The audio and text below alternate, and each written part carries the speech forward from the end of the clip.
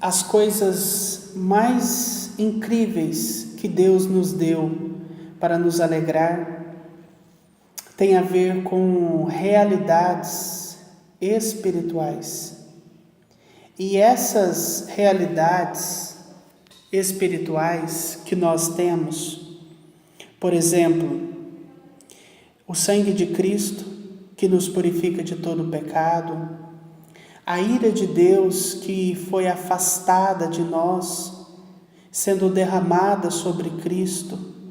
a nossa aceitação por causa de Cristo, por Deus, a certeza da vida eterna,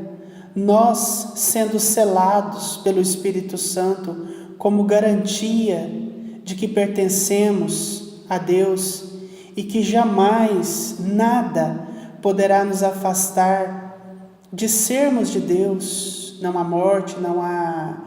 inferno, não há anjo, não há futuro, não há presente, nada pode nos separar dessa verdade de que somos de Deus. Essas realidades espirituais deveria ocupar os nossos pensamentos. No que você tem pensado para ficar bem? No que você tem pensado para ter esperança, para ter alegria? Porque antes de qualquer coisa, ânimo, esperança, alegria, disposição, empolgação, ela é o resultado direto daquilo que os nossos pensamentos, naquilo que os nossos pensamentos estão, aquilo que ocupa os nossos pensamentos, aquilo que nós pensamos tem o poder ou de modificar para pior ou de modificar para melhor, tanto a alegria, quanto a esperança, quanto o ânimo, quanto a disposição. Quando Paulo diz para nós nos alegrarmos no Senhor, Paulo vai dizer isso em Filipenses, carta que ele escreve da prisão, e mesmo escrevendo da prisão, nós encontramos um Paulo empolgado, animado, nós encontramos um Paulo falando sobre alegria, falando sobre projetos no sentido da vontade e dos planos de Deus. Quando ele nos orienta a nos alegrarmos em Deus, o que Paulo quer que nós façamos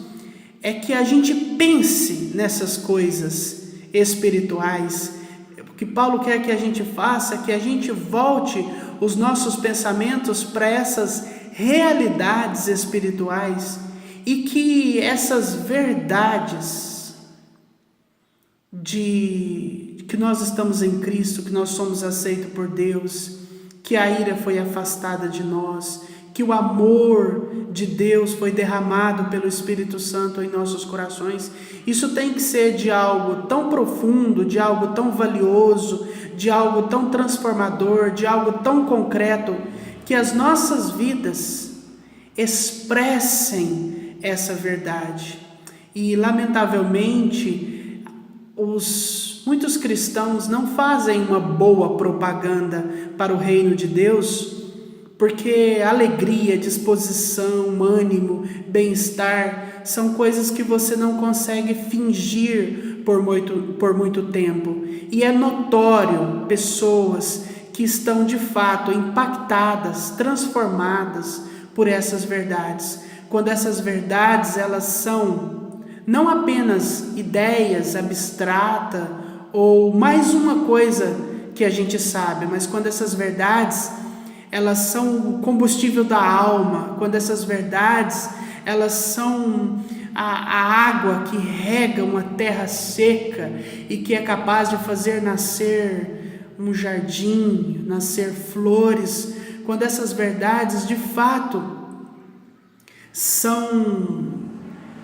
produtoras de vida, de energia, de um olhar diferente para tudo a partir disso. E nós, como os cristãos, fomos chamados para ser sal e luz. Nós precisamos ser referência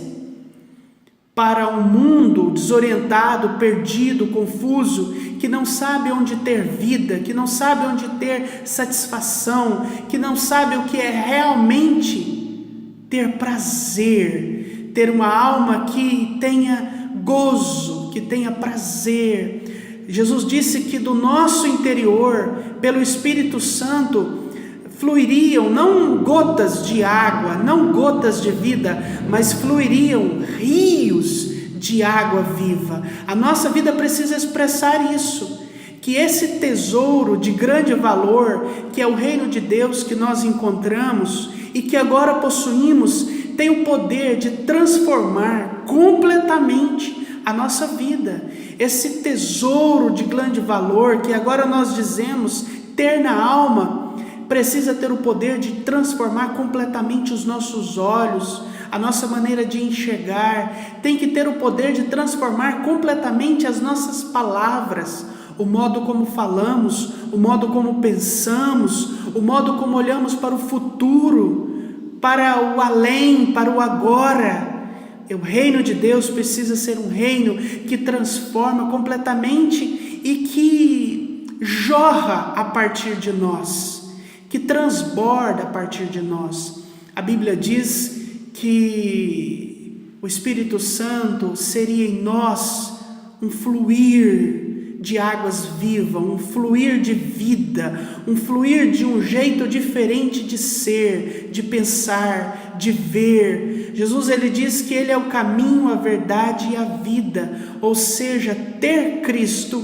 precisa desdobrar em vida, ter Cristo precisa desdobrar em existência, em abundância, não abundância de coisas, de ter coisas, mas abundância de vida, porque a verdadeira abundância não tem a ver com ter mais ou menos, tem a ver com a vida ser abundante em nossa alma. Nós fomos chamados para ser luz, para ser sal, para dar sabor, para ser, além de sabor, o sal ele é um conservante. Nós precisamos ser causa de conservação de disposição, de empolgação, de ânimo, porque é incompreensível, não é aceitável que aqueles que se dizem serem portadores do reino de Deus, não é aceitável que aqueles que dizem ser a habitação daquele que é a vida, não é aceitável que aqueles que dizem terem sido selados, aqueles que se dizem ser o templo do Espírito Santo, não sejam referencial de existência, de vida, de paz, de ânimo por aquilo que de fato precisamos estar animado, projetos naquilo que de fato precisamos estar projetando, sonhando, pensando, que é o reino de Deus. Precisamos de fato encontrar em Cristo aquilo que Cristo propõe ser, uma comida que sacia completamente a nossa fome, uma água que sacia completamente a nossa sede, porque o mundo está caçando essa satisfação, esse saciar, o mundo está buscando essa completa preenchimento, o mundo está atrás disso, e a igreja, através de sua vida, precisa dizer: isso está apenas em Cristo, e só em Cristo, e em nenhum outro lugar.